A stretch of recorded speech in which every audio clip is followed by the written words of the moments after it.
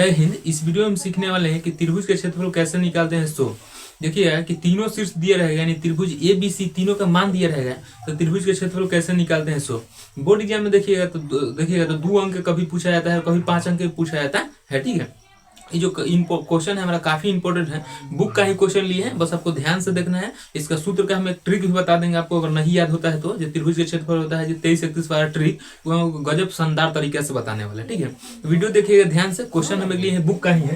Question क्या है कि उस त्रिभुज का क्षेत्रफल ज्ञात कीजिए जिनके शीर्ष दिया रहेगा। ठीक है, देखिए दिया है 2,3 पहला का बिंदु, दूसरा बिंदु -1,0, तीसरा बिंदु है 2,-4। ठीक है, देखिए हम सबसे पहले इसको बनाते हैं। ठीक है, सबसे पहले हम एगो चित्र यानी त्रिभुज का, त्रिभुज का एक ड्रॉ कर देते हैं चित्र। ठीक है, देखिए हम बना लिए सबसे पहले त्रिभुज। ठीक है, ये हमारा हो गया त्रिभुज, 3 सरलरेखाओं से घिरे हुए बंद आकृति को क्या कहते हैं, त्रिभुज। ठीक है, ये हो गया हमारा त्रिभुज। थोड़ा सा गड़बड़ हमारा त्रिभुज हो गया है, इसीलिए हम इसको क्या किया जाते हैं, छोटा लिख देते हैं ना, छोटा छोटा। ये हमारा हो जाएगा कभी त्रिभुज। ठीक है, ठीक है, ए बी। ठीक है, और ये जाएगा हमारा सी। ए के मान हमारा लिख देते हैं यहाँ पर, कितना है शीर्ष का, तो लिख देंगे 2,3। ठीक है, बी के मान हमारा है, बी निर्देश कर दिया है -1,0। ठीक है, और सी के मान कितना है हमारा कि 2,-4। ठीक है, देखिए ये हमारा हो गया त्रिभुज। देखिए दे दिया है, निर्देश कर दिया है, बिंदु ए के मान दे दिया है, बी के और सी के। कर उस त्रिभुज के क्षेत्रफल ज्ञात कीजिए जिसका शीर्ष दिया गया है। ठीक है, यानी त्रिभुज के तीनों शीर्ष दिया रहेगा, तो त्रिभुज के क्षेत्रफल कैसे निकालते हैं सो देखते हैं। तो सबसे पहले हम इसका फॉर्मूला लिखेंगे। यहाँ लिख देंगे सबसे पहले हल। ठीक है, मैथ हो तो लिख दीजिएगा हल, तो ज्यादा बेहतर रहेगा। ठीक है, लिखेंगे कि त्रिभुज का क्षेत्रफल हो रहा है, पहले लिख देंगे हैं कि त्रिभुज का क्षेत्रफल। ठीक है, त्रिभुज का क्षेत्रफल, त्रिभुज का क्षेत्रफल। देखिए त्रिभुज के क्षेत्रफल और फॉर्मूला क्या लिखते हैं हम सबसे पहले देखिए। ठीक है, लिखेंगे कि फॉर्मूला होता है हमारा कि 1/2। ठीक है, 1/2 बड़ी ब्रैकेट, फिर छोटका ब्रैकेट में लिखेंगे x y माइनस y। ठीक है, इंटू फिर x2 into y minus y। ठीक है, फिर लिखना x3 फिर y माइनस y। ठीक है, ये आपको इतना लिख के घेर देना है। ठीक है, देखिए लिखना है आपको 23। ठीक है, लिख देंगे 23। ठीक है, 23 31 12, तो 23। ठीक है, 31 हो जाएगा, और ये हमारा कितना हो जाएगा 12। ठीक है, 23 31 12 हमारा यही सूत्र है कि 23 31 12। ठीक है, 23 31 12 फॉर्मूला ध्यान रखिए कि 1/2 x1 into y2 minus y3 plus x2 into y3 minus y1 plus x3 into y1 minus y2। यानी फॉर्मूला लिखना है आपको 1/2 फिर x1 plus x2 plus x3 y भर देना है सब में। ठीक है, जो भी ब्रैकेट उसमें y भर देना है। ब्रैकेट का मतलब होता है घेरा। देखिए जब आदमी सब्जी उब्जी रोपता है तो कैसे घेरा लगा, तो वही होता है ब्रैकेट। ठीक है, घेरा घेर दीजिए, तो y 23 हो गया, 31 हो गया, 12। ये हमारा कहते हैं ट्रिक है। देखिए 23 31 12 फॉर्मूला का हमारा ट्रिक है। ठीक है, अब देखिए हम इसका मान लिखते हैं सबसे पहले। देखिए यहाँ जो हमारा मान होता है, हम यहाँ लिख भी देंगे। ठीक है, यहाँ मान पहला का मान होता है हमारा x1 के। ठीक है, तो x1, दूसरा मान होता है y1। ठीक है, y1, तो x1 y1। ठीक है, x1 y1, और दूसरा अगला मान होता है हमारा x2 y2, तो लिख देते हैं यहाँ कि x2 y2, x2 y2। ठीक है, अगला होता है हमारा कि x3 y3, x3 y3। ठीक है, देखिए तो मान हम लिख दिए हैं कि x1 y1, x2 y2 और x3 y3। ठीक है, आपको इसे सेम बनाना है, आपको इसे क्वेश्चन दिया रहता है। मैथ में क्या है कि आप एक पैटर्न सीख जाते हैं तो दूसरा पैटर्न आसानी से हल कर लेते हैं। ठीक है, तो इसी में मान पुट करते हैं, बस हो जाए। ठीक है, यहाँ अगर लिखना चाहे तो हम लिख देंगे, तो जो एग्जामिनर रहेगा उसको देखने में अच्छा लगेगा, या उसको दिखाई देगा कि हाँ साफ साफ लड़का लिखा है। तो हम लिख देते हैं x1 के मान y1 के मान। ठीक है, तो लिख सकते हैं x1, y1। ठीक है, x1, y1। ठीक है, और ये हमारा अगला हो जाएगा कथी कि x2, y2। ठीक है, अगला है कि x3, y3। ठीक है, ये आप मान लिखना चाहते लिख दे हैं x1, इसका मान कितना है तो 2,3 है, तो लिख देंगे 2,3। अगला मान है कितना -1,0, और अगला मान है 2,-4, तो लिख देंगे 2,-4। आपको इतना लिख देना है बड़ी ध्यान से। ठीक है, अब देखिए आपको कुछ नहीं करना है, बस फॉर्मूला पर आपको मान पुट कर देना है, हो जाएगा। ठीक है, देखिए तो सबसे पहले हमारा दिया हो 1/2, तो लिख देंगे 1/2। ठीक है, लिख दिए 1/2। ठीक है, देखिए वीडियो ध्यान से आप देखिए x1 का मान कितना है, x1 का देखिए तो x1 का मान कितना है, यहाँ पर x1 का मान कितना है 2 है, तो लिख देंगे यहाँ कितना 2।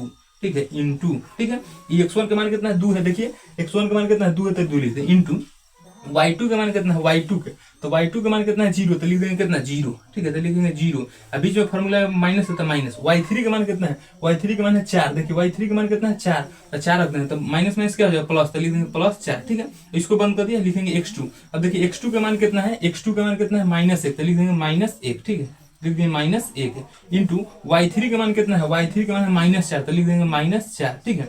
फिर फॉर्मूला का माइनस, फिर x1 का मान, y1 का मान कितना है 3, तो लिख देंगे कितना 3, ठीक है।